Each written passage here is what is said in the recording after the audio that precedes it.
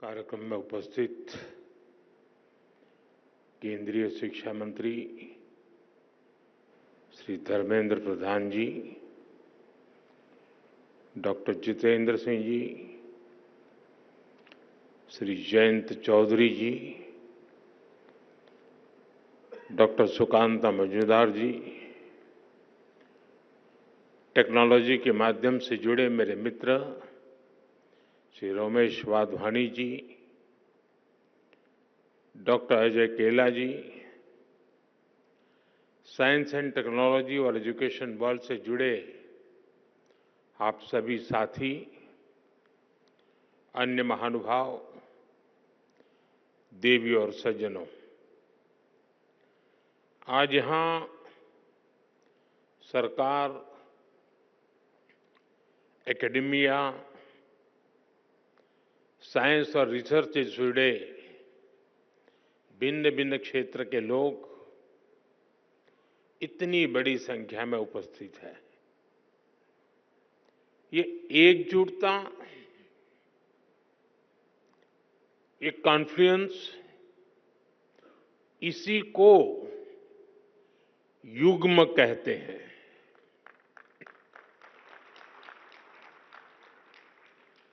एक ऐसा युग्म जिसमें विकसित भारत के फ्यूचर टेक से जुड़े स्टेक होल्डर्स एक साथ जुड़े हैं, एक साथ जुटे हैं। मुझे विश्वास है भारत की इनोवेशन कैपेसिटी और डीप टेक में भारत की भूमिका को बढ़ाने के लिए हम जो प्रयास कर रहे हैं उसे इस आयोजन से और बल मिलेगा। आज आईआईटी कानपुर और आईआईटी बॉम्बे में एआई, इंटेलिजेंस सिस्टम और bio science, biotechnology, health and medicine के सुपर हब्स की शुरुआत हो रही है। आज वाधवानी इनोवेशन नेटवर्क का भी आरंभ हुआ है। अनुसंधान नेशनल रिसर्च फाउंडेशन के साथ मिलकर रिसर्च को आगे बढ़ाने का संकल्प भी लिया गया है। मैं इस प्रयास के लिए वाधवानी फाउंडेशन को, हमारी आईआईटीज को और दूसरे सभी स्टेक होल्डर्स को बहुत बहुत बधाई देता हूं।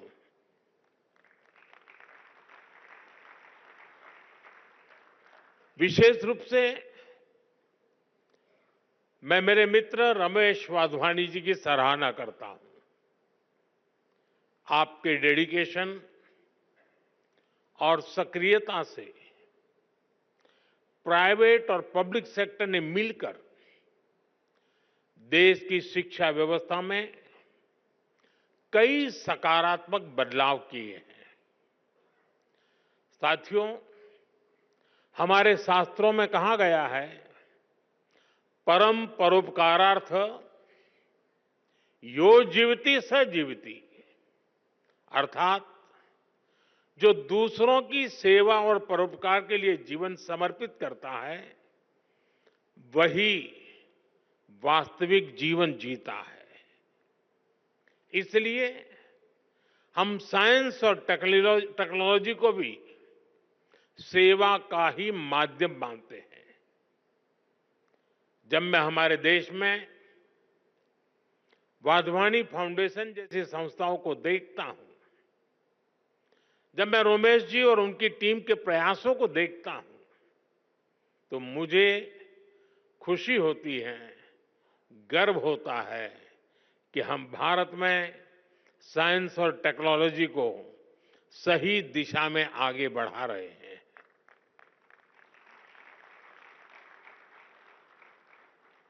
हम सब जानते हैं, रमेश जी ने तो अपने जीवन को काफी संघर्ष में तपाया है, सेवा के लिए समर्पित किया है। जन्म के तुरंत बाद जब वो कुछ ही दिन के थे, तब विभाजन की विभीषिका झेलना, अपनी जन्मभूमि से पलायन के लिए मजबूर होना, बचपन में ही पोलियो जैसी बीमारी का शिकार हो जाना और उन कठिन परिस्थितियों से निकलकर इतने बड़े बिजनेस एम्पायर को बिल्ड करना, ये अपने आप में एक असाधारण और प्रेरणा देने वाली जीवन यात्रा है।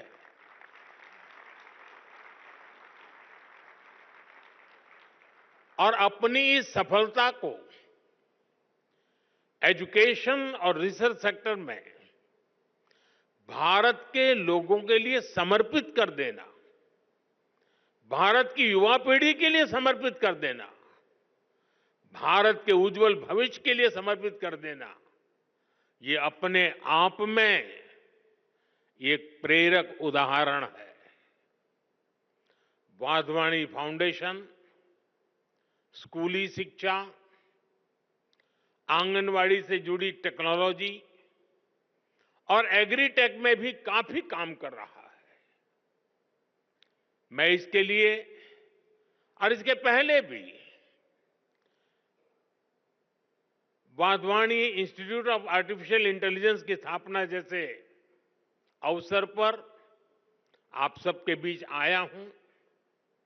मुझे विश्वास है आने वाले समय में वाधवानी फाउंडेशन ऐसे ही अनेक माइलस्टोन्स गढ़ता रहेगा।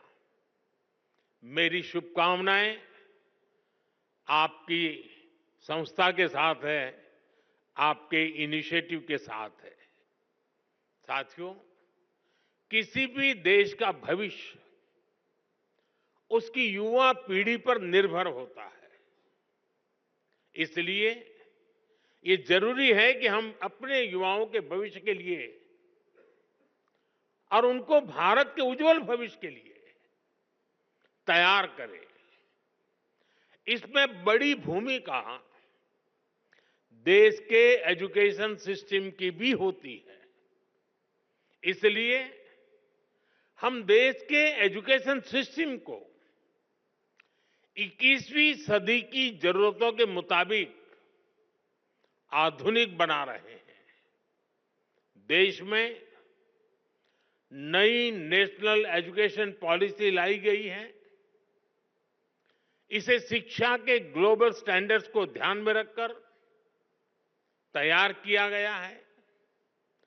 नई एजुकेशन पॉलिसी आने के बाद हम भारतीय एजुकेशन सिस्टम में बड़ा बदलाव भी देख रहे हैं। National curriculum framework, learning teaching material और क्लास 1 से लेकर क्लास 7 तक नई टेक्स्ट बुक तैयार कर ली गई है। पीएम ई विद्या और दीक्षा प्लेटफॉर्म के तहत one nation one digital education infrastructure का निर्माण किया गया है। ये इंफ्रास्ट्रक्चर एआई बेस्ड है और स्केलेबल भी है। इसका इस्तेमाल देश की 30 से ज्यादा भाषाओं और 7 विदेशी भाषाओं में टेक्स्ट बुक्स तैयार करने के लिए हो रहा है। नेशनल क्रेडिट फ्रेमवर्क के जरिए स्टूडेंट्स के लिए अलग अलग विषयों को एक साथ पढ़ाना आसान हो गया है। यानी भारत के स्टूडेंट्स को अब आधुनिक शिक्षा मिलनी शुरू हुई है। उनकी कैरियर के लिए नए रास्ते बन रहे हैं। भारत ने जिन लक्ष्यों को तय किया है उसे निरंतर गति देने के लिए देश के रिसर्च इकोसिस्टम को मजबूती देना आवश्यक है। पिछले एक दशक में इस दिशा में तेजी से काम हुआ है। जरूरी संसाधनों को बढ़ाया गया है। 2013-14 में R&D पर ग्रॉस एक्सपेंडिचर केवल 60,000 करोड़ रुपए था। हमने इसे डबल से भी ज्यादा बढ़ाकर 1.25 लाख करोड़ रुपए से भी ऊपर कर दिया है। देश में कई state of the art research park भी स्थापित किए गए हैं। लगभग 6,000 उच्च शिक्षा संस्थानों में रिसर्च एंड डेवलपमेंट सेल्स की स्थापना की गई है।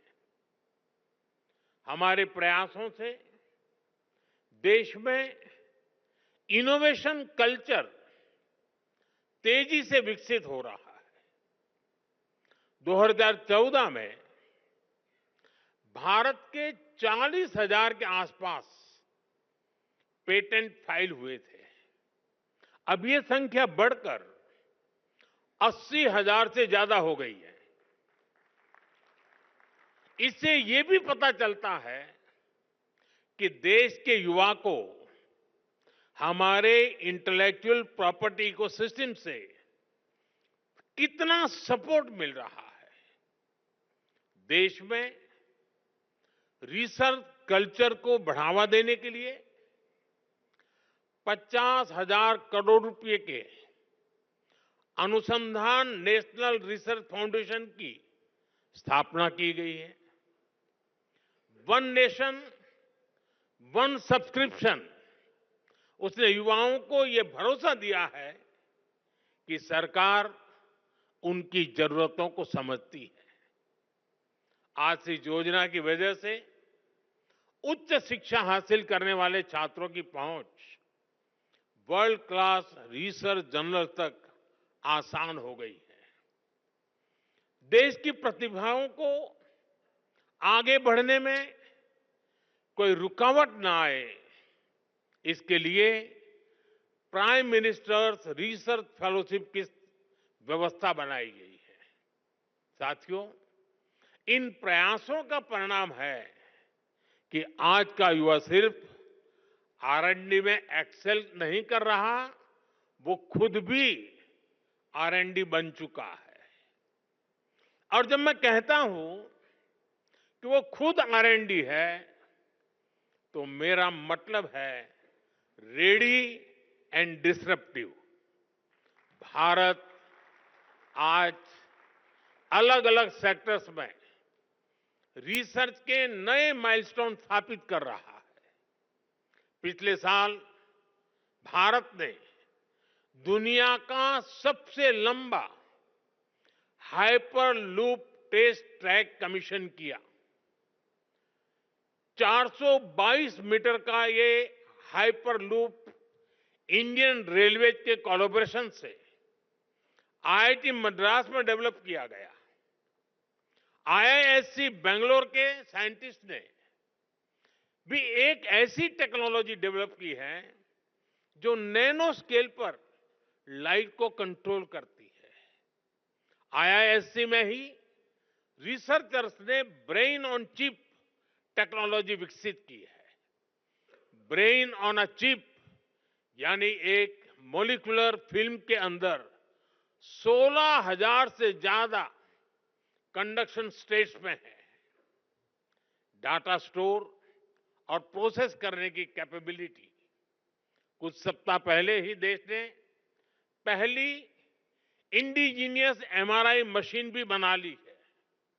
ऐसे अनेक पाथ ब्रेकिंग R&D हैं जो हमारी यूनिवर्सिटीज में हो रहे हैं।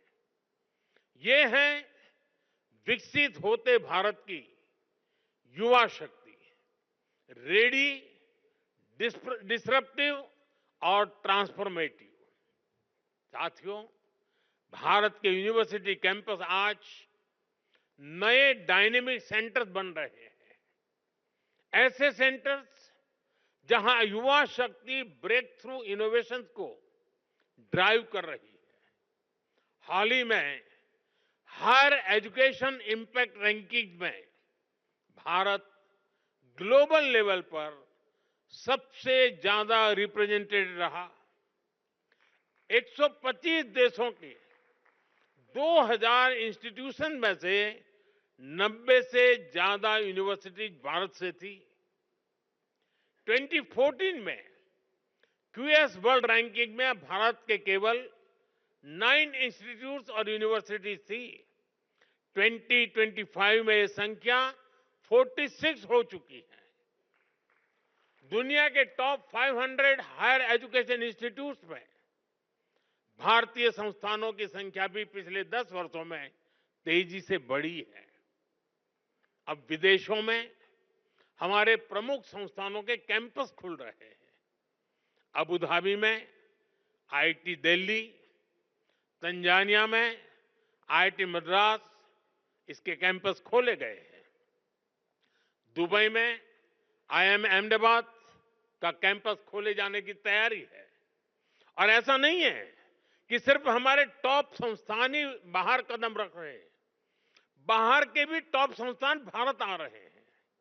भारत में दुनिया की टॉप यूनिवर्सिटीज के कैंपस खुलने की शुरुआत हो चुकी है।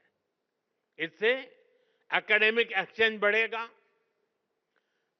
रिसर्च की फील्ड में कोलैबोरेशन बढ़ेगा, हमारे छात्रों को क्रॉस कल्चरल लर्निंग का एक्सपोजर भी मिलेगा। साथियों, टैलेंट, टेम्परामेंट और टेक्नोलॉजी की ट्रिनिटी ही भारत के भविष्य को ट्रांसफॉर्म करेगी। इसके लिए हम भारत के बच्चों को बचपन में ही जरूरी एक्सपोजर दे रहे हैं। अभी हमारे साथी धर्मेंद्र जी ने विस्तार से बताया, हमने अटल टिंकरिंग लैब जैसे इनिशिएटिव लिए हैं। अभी तक देश में 10,000 अटल टिंकरिंग लैब खोली जा चुकी है। इस बजट में सरकार ने 50,000 और अटल टिंकरिंग लैब खोलने की घोषणा की है। विद्यार्थियों को फाइनेंशियल सपोर्ट देने के लिए पीएम विद्यालक्ष्मी योजना भी शुरू की गई है। हमारे स्टूडेंट्स अपनी लर्निंग को एक्सपीरियंस में तब्दील कर सके, इसके लिए हमने 7,000 से ज्यादा इंस्टीट्यूट्स में इंटर्नशिप सेल स्थापित किए हैं। युवाओं में नए स्किल्स विकसित करने के लिए आज हर संभव प्रयास किया जा रहा है। इन युवाओं के टैलेंट, टेम्परामेंट और टेक्नोलॉजी की ये ताकत ही भारत को सफलता के शिखर तक लेकर जाएगी। साथियों, हमने विकसित भारत के लक्ष्य के लिए अगले 25 वर्षों की समय सीमा तय की है। हमारे पास समय सीमित है, लक्ष्य बड़े हैं।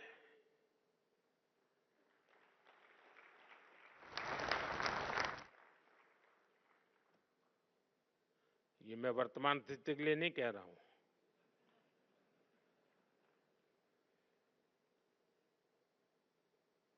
और इसलिए ये जरूरी है कि हमारे आइडिया की प्रोटोटाइप से प्रोडक्ट तक की यात्रा भी कम से कम समय में पूरी हो।